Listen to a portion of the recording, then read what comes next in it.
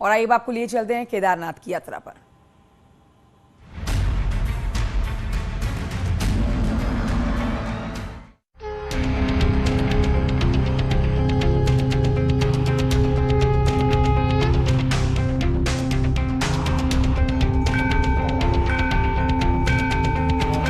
ज्योतिर्लिंगों की कहानियों में केदारधाम की कहानी काफी रहस्यमय है। जितना भी पढ़ेंगे, विद्वानों को सुनेंगे तो बाबा केदार से जुड़ाव उतना ही बढ़ता जाएगा। आखिर क्या है बाबा केदार का रहस्य और क्यों हर साल सिर्फ 6 महीने के लिए केदारधाम यात्रा चलती है?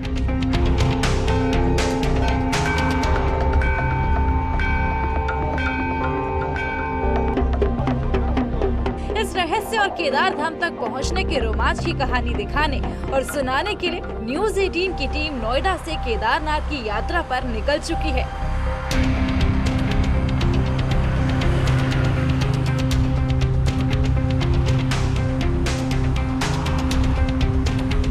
केदार के रहस्यों को समझने से पहले हम आपको उन रास्तों पर ले चलेंगे जहां से होकर भक्त भगवान भोले की शरण में जाते हैं। उन पड़ावों को, रहस्यों को दिखाएंगे जिसके बिना यात्रा पूरी नहीं होती। उस कुंड को भी दिखाएंगे जहां पर शिव ने 7 फेरे लिए थे। नमस्कार, स्वागत है आपका। मैं हूं आपके साथ अमित गर्ग शुक्ला। आज हम आपको लेकर चलेंगे केदारनाथ की यात्रा पर।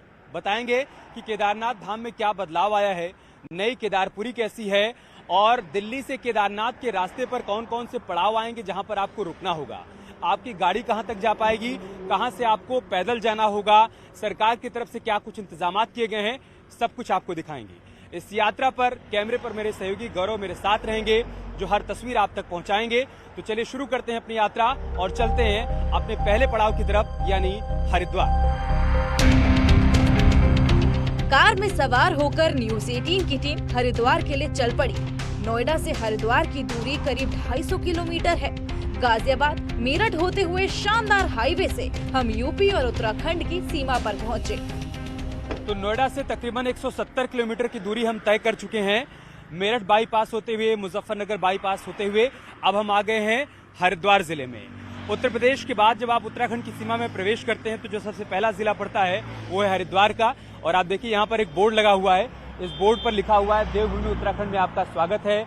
और इस बोर्ड में हर की पैड़ी, इसके अलावा नीलकंठ मंदिर, केदारनाथ धाम, बद्रीनाथ धाम, गंगोत्री धाम, यमुनोत्री धाम की तस्वीरें भी यहाँ पर बनी हुई हैं। हर की पैड़ी की तस्वीर सबसे पहले है। उसका कारण ये है कि जब आप 4 धाम की यात्रा पर आते हैं तो 4 धाम की यात्रा का जो प्रवेश द्वार होता है वो हरिद्वार होता है। तो अब हम यहाँ से आगे बढ़ेंगे, हरिद्वार पहुंचेंगे। हरिद्वार में आप कहाँ थोड़ी देर विश्राम कर सकते हैं, कहाँ जलपान कर सकते हैं, वहां से आगे की यात्रा का आप कैसे रोड मैप तैयार कर सकते हैं वो हम आपको बताएंगे हरिद्वार पहुंचकर। तो चलिए हमारे साथ चलते हैं हरिद्वार।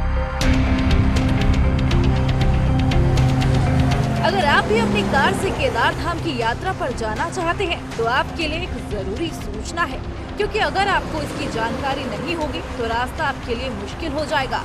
हरिद्वार सीमा दाखिल होने के बाद थोड़ी दूर चलने पर आपको हाईवे पर रुड़की के नारसन में ग्रीन कार्ड केंद्र मिलेगा। केदारधाम जाने वाले यात्रियों को यहाँ पर परिवहन विभाग से ग्रीन कार्ड लेना होता है। ग्रीन कार्ड के बिना कोई भी कार केदारधाम यात्रा पर नहीं जा सकती। हरिद्वार की सीमा में जब आप प्रवेश करके कुछ दूर आएंगे तो आपको आरटीओ चेक पोस्ट मिलेगा, नारसन कुआहेड़ी। यहाँ पर आपको क्या करना है ये हम आपको बता रहे हैं। यहाँ पर आरटीओ विभाग का ये जो कार्यालय है, आपको ग्रीन कार्ड बनवाना होगा। 4 धाम की यात्रा पर अगर आप जा रहे हैं तो ग्रीन कार्ड का होना बहुत जरूरी है। कमर्शियल गाड़ियों के लिए, प्राइवेट गाड़ियों के लिए भी, खास तौर से अगर उसमें सवारी है तो आपको ग्रीन कार्ड बनवाना पड़ेगा। बगैर ग्रीन कार्ड के आपको ऋषिकेश से आगे नहीं जाने दिया जाएगा। वहां पर जो चेक पोस्ट बनाई गई है वहां चेक किया जाएगा कि आपके पास ग्रीन कार्ड है या नहीं। अब ग्रीन कार्ड क्यों जरूरी होता है हम आपको ये भी बताते हैं। ग्रीन कार्ड दरअसल एक प्रकार का सर्टिफिकेट है कि आपकी गाड़ी पूरी तरीके से दुरुस्त है, ठीक है, ऐसी कंडीशन में है कि वो 4 धाम की यात्रा पर जा सकती है, वो पहाड़ों की यात्रा कर सकती है। तो पूरा चेक करने के बाद ही ग्रीन कार्ड दिया जाता है। ये ग्रीन कार्ड आप यहाँ आकर भी बनवा सकते हैं। इसके अलावा आप इसको ऑनलाइन भी अप्लाई कर सकते हैं। उसकी प्रक्रिया पूरी यहाँ पर बताई गई। आप देखिए यहाँ पर greencard.uk.gov.in पर जाकर आप ग्रीन कार्ड के लिए अप्लाई कर सकते हैं। आपको क्या क्या करना होगा आप ये देखिए, वेबसाइट है। इसके बाद आपको सर्विस मेनू में जाना है, किस वाहन के लिए आपको ग्रीन कार्ड बनवाना है उसका नंबर डालना होगा, चेचिस नंबर डालना होगा। इसके बाद जो आवेदक है उनको अपने बारे में जानकारी देनी होगी। ग्रीन कार्ड है तो जो निर्धारित फीस है वो आपको जमा करना होगा। इस सारी प्रक्रिया का जब आप पालन कर लेंगे उसके बाद आपका ग्रीन कार्ड बन जाएगा और वो ग्रीन कार्ड बनवा लेने के बाद ही आप चार धाम की यात्रा पर अपनी गाड़ी लेकर जा पाएंगे। न्यूज़ 18 की टीम के पास भी ग्रीन कार्ड था, इसलिए हम तुरंत ही नारसन ग्रीन कार्ड केंद्र से आगे हर की पेड़ी की ओर बढ़ गए। केदार धाम यात्रा पर जाने वाले अधिकांश यात्री हरिद्वार में गंगा स्नान कर केदार यात्रा पर निकलते हैं। दूर से आने वाले लोग न सिर्फ हर की पेड़ी पर गंगा स्नान करते हैं, बल्कि यहाँ पर सस्ते होटलों और लॉज में ठहरते भी हैं। नोएडा से चलकर तकरीबन 250 किलोमीटर की यात्रा पूरी कर हम हरिद्वार आ गए हैं, मतलब हरि के द्वार, जिसे चार धाम यात्राओं का प्रवेश द्वार भी कहा जाता है।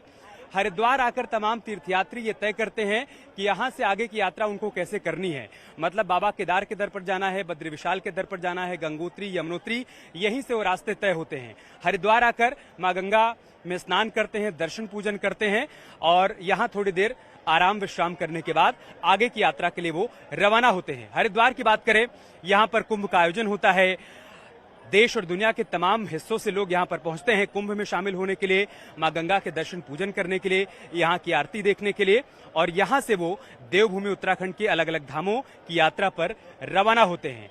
तो हमारी टीम भी अब यहाँ से आगे बढ़ेगी और यात्रा के अगले पड़ाव पर चलेंगे ऋषिकेश और बताएंगे कि वहां से केदारनाथ तक जाते हुए कौन से रहस्यमय स्थान आपको मिलेंगे, उनकी धार्मिक और पौराणिक मान्यताएं क्या क्या हैं। तो आप चलते रहिए न्यूज़ 18 उत्तर प्रदेश की इस यात्रा के साथ। हम आपको लेकर चलेंगे बाबा केदार के दर।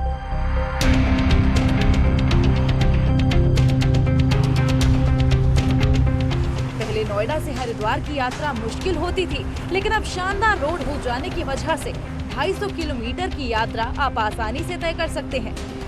न्यूज़ 18 की टीम भी बहुत ही आराम से हरिद्वार पहुंची और फिर वहां से ऋषिकेश के लिए निकल पड़ी।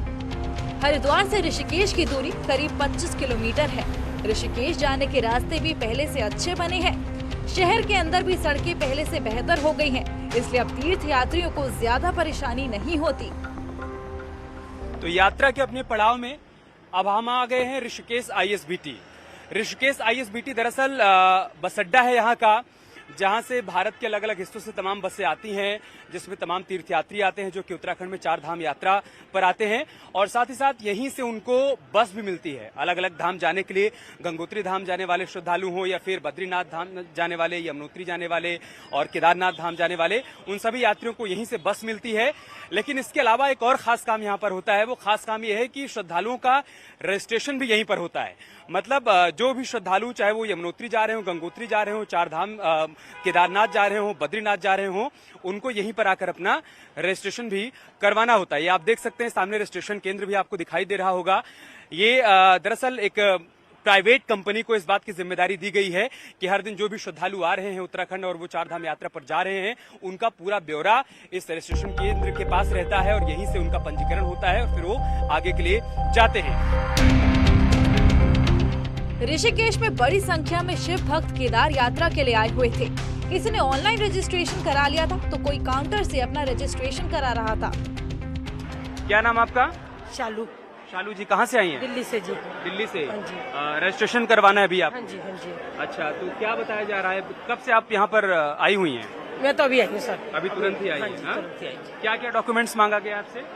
अभी तो कुछ पता नहीं, मेरे को तो कुछ पता नहीं। अभी कुछ पता हाँ। नहीं। आपका नाम क्या है? शिवम। ये कौन है आपकी? बुआ है। बुआ है। तो बुआ को चार धाम यात्रा पर लेकर आए हैं आप? हाँ? हाँ जी। सबसे पहले कहाँ जा रहे हैं? हम तो ये यमुनोत्री। अच्छा, हाँ जी। तो यमुनोत्री के लिए अभी आप यहाँ पर रजिस्ट्रेशन करवाएंगे अपना? ऑनलाइन भी तो होता है, आपको जानकारी नहीं? ऑनलाइन ही कर रहा हूँ। अच्छा, ऑनलाइन कर रहे हैं? हाँ जी। अच्छा, घर पे तो हुआ नहीं था, अब तो यहाँ तो वो लोग आते हैं जो जिन्होंने ऑनलाइन नहीं करवाया था? हाँ जी। अच्छा, ऑनलाइन हो नहीं रहा है, कोई दिक्कत आ रही है? हाँ, सर्वर डाउन था उस टाइम तो जब करने अच्छा, लगा। अच्छा। अब चेक कर रहा हूँ। ये ऐप है जहाँ पर रजिस्ट्रेशन हो रहा है, इसका सर्वर डाउन है। अच्छा, आपने किया हुआ था, आपका हो गया था? हाँ, मेरा हो गया। आपका नाम? संदीप सोनोने। संदीप जी, कहाँ से हैं आप? हम महाराष्ट्र से, नासिक जिला। अच्छा, पहली बार आए हैं आप चार धाम पहली यात्रा? बार, पहली बार। अच्छा, सबसे पहले कहाँ जा रहे हैं? अभी यमुनोत्री जा रहे हैं। अच्छा। दर्शकों को समझने के लिए हमने रजिस्ट्रेशन सेंटर के अंदर जाकर कर्मचारियों से बात की। वहां मौजूद एक महिला ने हमें बताया कि किस तरह की जानकारी रखी जाती है और जब जरूरत होती है तो भक्तों के परिवार से कैसे संपर्क किया जाता है। कैसे रजिस्ट्रेशन की प्रक्रिया क्या है, कैसे होता है रजिस्ट्रेशन? सर इसमें सबसे पहले नाम आएगा, उसके बाद उनके एज वगैरह, फीमेल वगैरह, बाकी उनका एड्रेस है, नया है जो कि लास्ट टाइम ये नहीं था। और इसमें इनका ये सिटी वगैरह, डिस्ट्रिक्ट वगैरह आ जाएंगी। उसके बाद सर इसमें अपनी उनकी पर्सनल कांटेक्ट जो घर पे है व्यक्ति, क्योंकि ये लोग तो चले जाते हैं सर, तो फिर अगर बाई चांस कुछ होता है तो इमरजेंसी नंबर। उसके बाद सर ये किस वाहन से जा रहे हैं, जैसे बाय कार, बाय टैक्सी या बाय बस, वो डिटेल। उसके बाद सर फोटो है एंड बाकी ये हमारा QR कोड है। डॉक्यूमेंट्स क्या क्या ले रहे हैं आप लोग? सर ID प्रूफ कुछ भी चाहिए, लेकिन मेनली अगर आधार कार्ड होता है तो ज्यादा अच्छा रहता है, क्योंकि उसमें फुल डिटेल होती है। ये क्या है? ये QR कोड है, इसमें हम जो डाटा फिल करते हैं वो सेव होता है, ये वहाँ जाके स्कैन होता है ये काम में। आपको भी देंगे? जी सर। अच्छा, हाँ जी, ये लेकर वो आगे जाएंगे।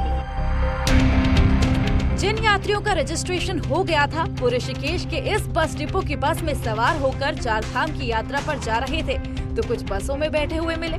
कई राज्यों से आए श्रद्धालुओं में इस यात्रा को लेकर काफी उत्साह भी दिखाई दे रहा था।